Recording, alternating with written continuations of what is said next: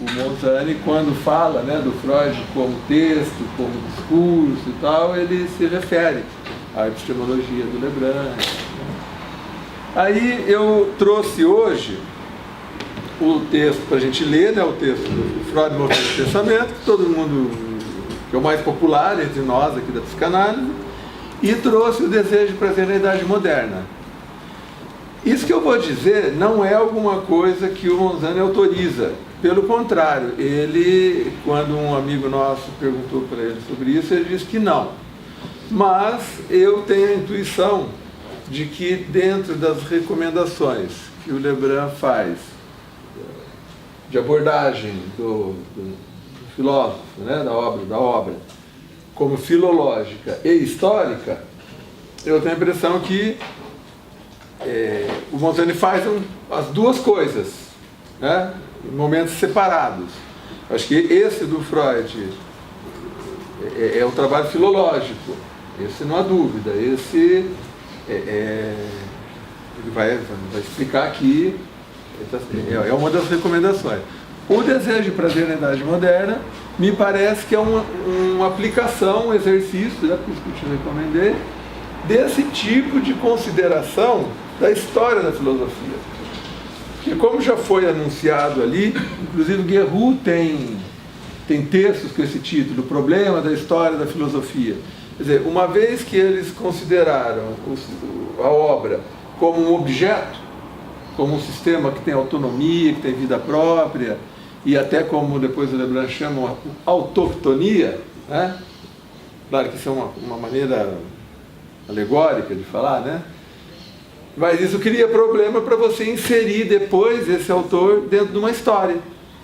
Quer dizer, que relações ele tem com o passado, que relações ele tem com o seu presente, até porque essas relações foram cirurgicamente cortadas, né? Elas foram metodologicamente, né, cortadas para você dar destaque para a obra, para entender como ela se organiza, e aí depois essa volta, né, reinserir na história, fica problemático estabelecer relações entre os autores novamente, né? Então me parece que quando o Monzani faz isso aqui com a filosofia moderna, você vai ver, me parece que é uma saída muito, muito curiosa, assim, metodologicamente é muito legal, né? Ele está falando de autores, mas ao mesmo tempo ele está dizendo o que aconteceu com as paixões durante a Idade Moderna. Como é que elas foram tratadas em diferentes séculos e tal. Ele não estabelece filiações, ele não diz que um é o pai do outro, não diz que um aprendeu com o outro, não, ele diz como que ele vai narrando como que o tratamento que essas paixões receberam, né? Eu acabei de escrever um trabalho sobre o Sade, um artigo sobre o Sade, e lá tem um argumento que me causou assim, um certo constrangimento, porque, de certa forma, eu quis dizer, eu digo assim, que o Hobbes cria as condições e possibilidades para o pensamento do Sade, né? Mas eu não posso filiar esses dois como dois autores que têm relações. Se pode dizer que quando Hobbes postula uma natureza movida por um direito natural que conduz a uma guerra de todos contra todos, ele, diferentemente de Rousseau e de outros naturalistas, está se referindo a uma natureza que é conflituosa, que é negativa, que é conflitiva, né? Então, não é que o Sade, então, é uma continuação disso, é um herdeiro. É difícil estabelecer uma conexão, até porque estão longe, né? Mas, vamos dizer assim, quando o Sade vem e diz a natureza determina que todos os nossos vícios, todos os nossos crimes, todas as nossas baixas paixões, nossos baixos quereres e tal, ele está trazendo uma noção de natureza que tem uma filiação muito forte com essa natureza egoísta de Hobbes, né? Então precisa tomar cuidado para dizer até onde vai, até onde eu posso relacioná-los, o que é legítimo relacionar. Né? Porque se você for ler o Hobbes isoladamente, o próprio Erickson não aceita essa minha leitura, porque tem um bug aí no meio, né? Que é o fato de que o conatus de Hobbes ele dá nó nele mesmo. É ele próprio, porque o direito a tudo causa guerra, mas ele é também definido como um princípio de autoconservação. É por isso que eu tenho direito a tudo. Porque para me conservar, a natureza me dá direito a botar a mão em tudo que for necessário para minha conservação. É isso que vai gerar o conflito, da disputa pelos objetos. Porque todos têm direito a tudo. Então é um afluxo por recursos que leva os homens à loucura. Aí, para o Hobbes, ele diz, mas é esse mesmo desejo, então, de viver, né, que te faz ir em busca de tudo, que também te faz se acalmar, né, que faz se ponderar, adquirir prudência e fazer um pacto com as pessoas, né, estabelecer limites para esse direito, contrapor o direito com leis, né? Então veja, o Hobbes não está dizendo que isso vem de fora, que vem de uma outra metafísica, não, vem é de dentro mesmo. É o próprio estado de guerra de todos contra todos. É como se a gente falasse, chega, não dá mais para continuar do jeito que está, vamos nos organizar, né? De dentro para fora, né? Então, quer dizer, o Érico já vê a filosofia da natureza de Hobbes com outros olhos, assim, né? Com uma menos mortífera. Mas, se eu desconsidero, se eu não dou enfoque para isso, que nós temos na natureza, para Hobbes, é isso, a guerra de todos contra todos, né? É um desejo que é um desejo freudiano, um desejo equívoco, um desejo que hoje que é isso, amanhã que todos os objetos cabem no nosso desejo, isso no Leviatã está explícito, todos os objetos cabem no desejo do homem. Essa equivocidade do desejo, que o Freud opera bem, né, que traz para ele, era já uma ideia hobbesiana, né? Por isso precisa alguém que venha e diga, eu vou indicar um bom objeto para você. Esse é o cidadão, o cidadão que ouve o soberano, né? O soberano é esse que entende que se deixar por você, você se perde. E a saída do Freud foi justo colocar daí o superego, né? Justo colocar a lei de fora, dentro. Internalizado daí, né? As três leis mínimas, né? A proibição do incesto, do canibalismo e do homicídio. Que já estão embutidas, sedimentadas. Aí o conflito passa a ser interno. É uma transposição, né? O soberano. E o superego tem a característica do soberano, que é ser, nada paira sobre ele. Ele legisla, né? Ele aponta. O soberano é esse também, o soberano não tem lei para ele. Porque ele tem que ter toda a força para poder fazer justiça. Ele não pode ser limitado. E o superego também não tem limitações na execução. Tanto que ele leva a loucura, né? Ele conduz o sujeito para situações absurdas, né? Então, o gozador. Oi? O gozador. O gozador. E então veja, aí eu acho então a leitura do quem trabalha com autores diferentes, tal, você também, Eduardo.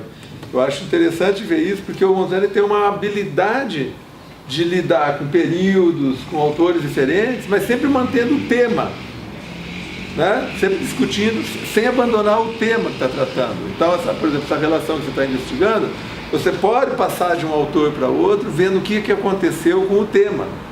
E não ficar fazendo relações miúdas, do tipo, né, conexões, ainda mais com autores que se conheceram, assim, né, contemporâneos, como Freud e Lacan, assim, que é praticamente da mesma... Historicamente, eles são, né, do mesmo, quase contemporâneos, assim, né? Agora, aqui ele faz ao longo dos séculos, né? Então, acho que, de qualquer forma, é um livro genial de ser lido e uma metodologia muito interessante. de se conhecer, porque, de se imitar, assim, de se trabalhar dessa forma. Né? Começa assim, sempre lembrando que isso aqui é a tese de doutoramento dele, né? E o que está aqui como introdução é a apresentação metodológica e tal. Então ele diz, qual? Porque eles são dois. Essa era, ao que tudo indica, a tese preliminar assumida e a partir da qual todo o projeto de leitura de Auguste Comte, até por volta de 1930, se delineava. Por que ele começa citando isso? Porque o Monzani se formou na carreira de pesquisador como positivista, ele era especialista em Comte, que num dado momento ele passou a integrar os grupos que estudavam na recepção de Freud, na filosofia. Então ele traz esse questionamento desde as pesquisas que ele fazia sobre Comte. Assumida a dualidade, era preciso então escolher entre o Comte do curso, o curso que ele fala aqui é o curso de Filosofia Positiva, e o do sistema. Né? E ele diz, o do curso é o sistematizador do saber positivo, e o do sistema é o teorizador da religião, da humanidade e da sociolatria. Quem já viu isso nos Pensadores tem um pouco desses dois textos aí. Eles são curiosamente colocados juntos, porque a impressão que se tem é que o Comte, apesar de ter sido louco desde o início, sempre foi louco, parece que depois ele fica louco de verdade, ele piora fortemente, né? Tanto que vai ter internado, aquela coisa toda. E essa última obra dele é isso mesmo, ele começa o positivismo, tanto que as escolas positivistas se chamam de igreja, né? Tem calendário, ele faz umas coisas absurdas, assim. Calendário, em vez de homenagear os santos, homenageia os cientistas. É um negócio assim, né, que não se sabe que relação isso tem com a obra, né? Se isso é um devaneio, se é surto. Por isso esse negócio de dois, né? Um é o cara que sistematizou o saber positivo, né? E o outro, o cara que começa a criar coisas, né, aparentemente descabidas, assim, né? Então ele diz, a escolha que era feita, evidentemente, em função das respectivas valorizações das duas obras e da consequente alocação do bom Comte. Né? Isso que é exemplo que ele dá aqui, na verdade, se repete quando a gente fala do primeiro e segundo Wittgenstein, do jovem Marx e do velho Marx, do Lacan estruturalista ou pós-estruturalista, todas essas maneiras de considerar a obra como fracionada, né, ou periodicizada, pontuada aqui e ali, é disso que ele está falando. Né? Normalmente se faz isso, né? Você já é um olhar do estruturalista, né? Já sabe onde que ele vai chegar. Quer dizer, não se fratura uma obra. Né? Uma obra ela tem que ter uma unidade, um sistema próprio, né? Uma lógica própria. Depois ele fala de dois comentadores aqui que, de certa forma, foram esclarecendo essas coisas sobre o Comte.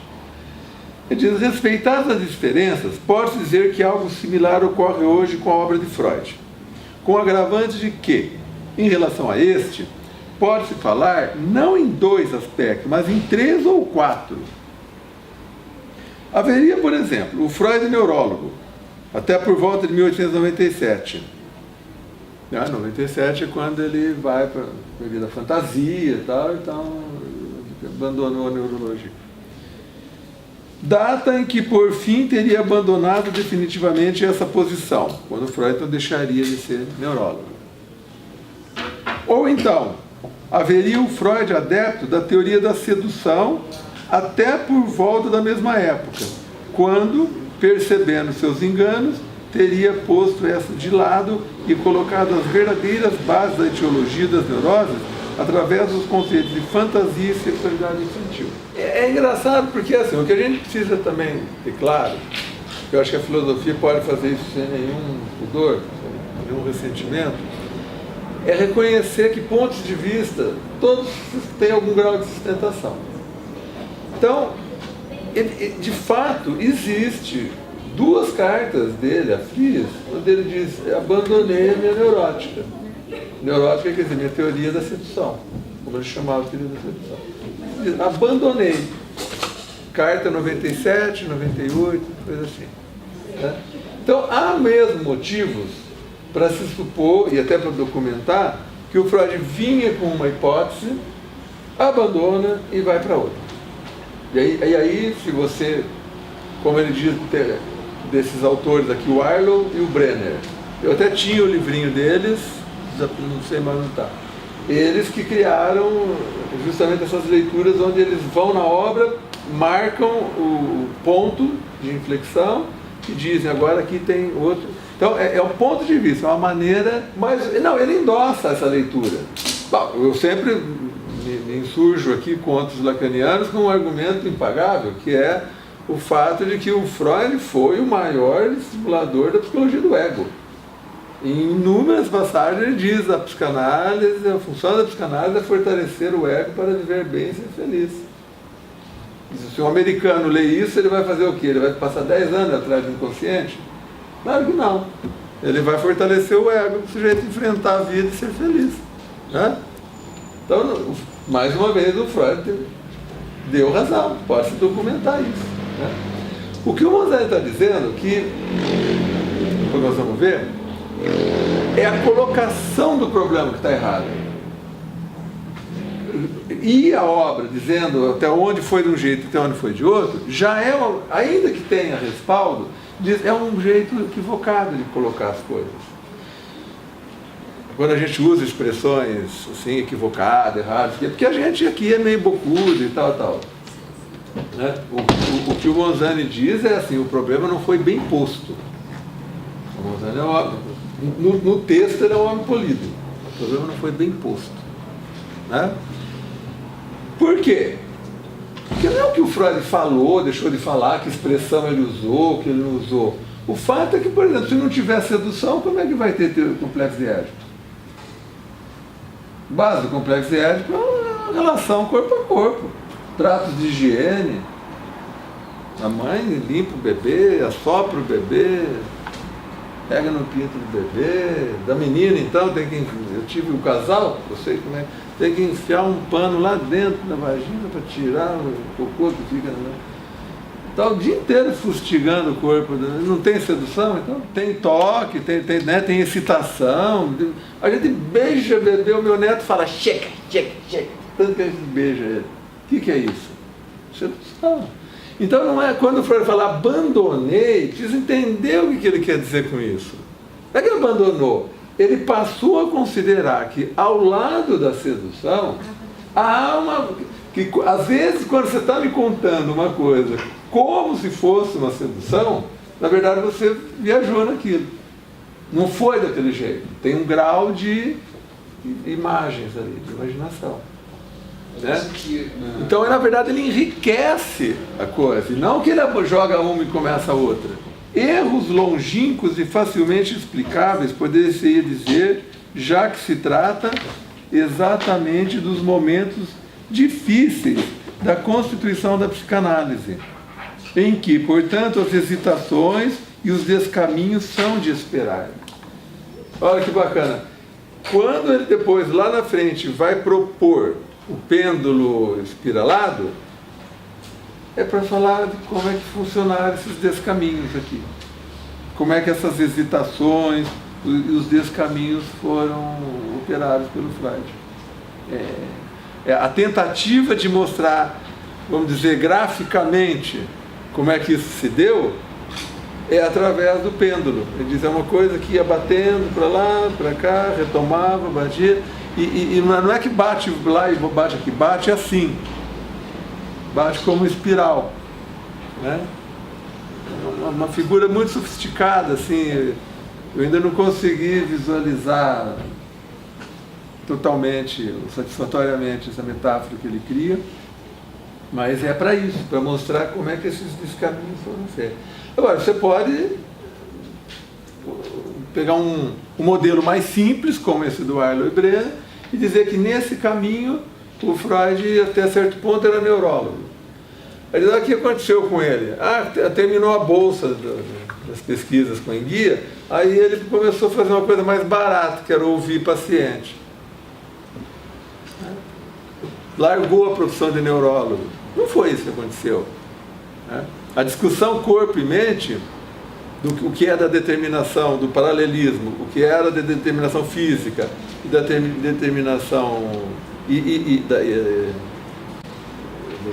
das ideias, né? Das representações, elas vão caminhando, e ele e o Breuer um é o complemento do outro, naquele momento, em 95. Só que aí o Freud vê mais futuro em continuar ouvindo. Ninguém é imbecil a ponto de falar que hormônios não interferem no nosso ânimo, nas nossas decisões. Nós sabemos de tudo isso. Só que você vai se ocupar disso? Bom, não, isso deixa para o outro. Eu vou me ocupar da ideogenia, das ideias que me motivam, da cadeia causal representacional. E o Breuer falou, eu sei que ideias provocam reações, provocam complexos, repressões, isso, aquilo. Mas eu não vou ficar me ocupando disso. Eu sou fisiologista. Eu vou me ocupar de sistema nervoso, entender como é que ele funciona, como é que ele opera, né? Então, na relação corpo-mente aí, eles não são ingênuos, eles apenas tomam papéis, tomam decisões, partem, priorizam pesquisas de um lado ou no outro. Tanto que aí quando eles publicam, com insistência do Freud, o estudo sobre histeria, eles nunca mais voltam a conversar. E você vê no estudo sobre histeria, claramente, no texto que um escreve, que o outro escreve, que eles cada um já tinha partido para o seu ponto de vista. Agora, os psicólogos é que adoram dizer que o Freud abandonou a medicina e se tornou um homem compreensivo, passou a ouvir o paciente.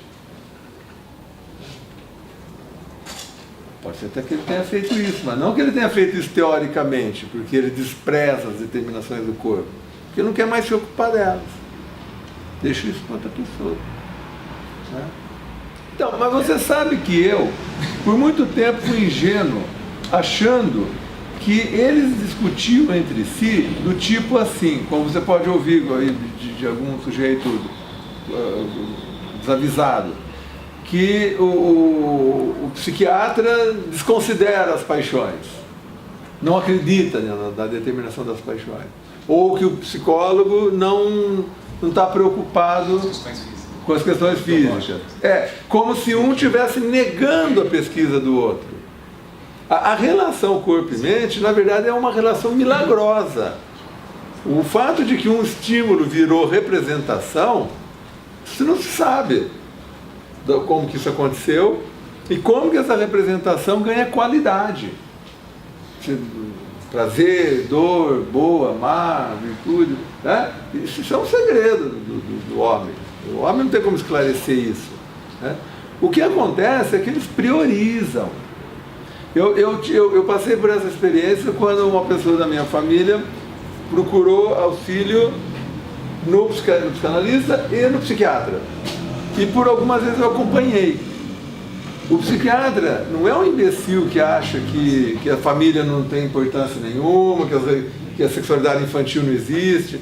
Ele simplesmente tem por ofício ouvir você e dizer assim, como é que você passou esse mês? Esse mês eu não estava bem não, me senti excitado, inseguro, não trabalhei direito, não sei o que. Ele fica ouvindo e fala, então faz um cálculo e fala, eu vou aumentar um pouquinho a dose desse remédio que nós estamos testando aqui.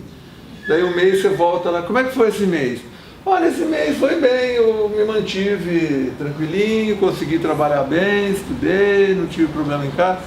Então mantenha a dose. Faça o julgamento se você quiser disso, mas isso é uma abordagem. Não, e qualquer psicanalista bom assim, consciente, teoricamente consistente, e qualquer psiquiatra igualmente, um vai recomendar o outro. Porque sabe que, olha, enquanto nós estamos tratando aqui, vá lá discutir tua relação com sua família, o que aconteceu, por que você entrou nessa depressão. Agora, excesso de de mercúrio no organismo dá depressão, dá algo parecido com depressão. O sujeito fica mal, assim, fica em crise também. E isso não é psiquiatra, é psicanalista que resolve.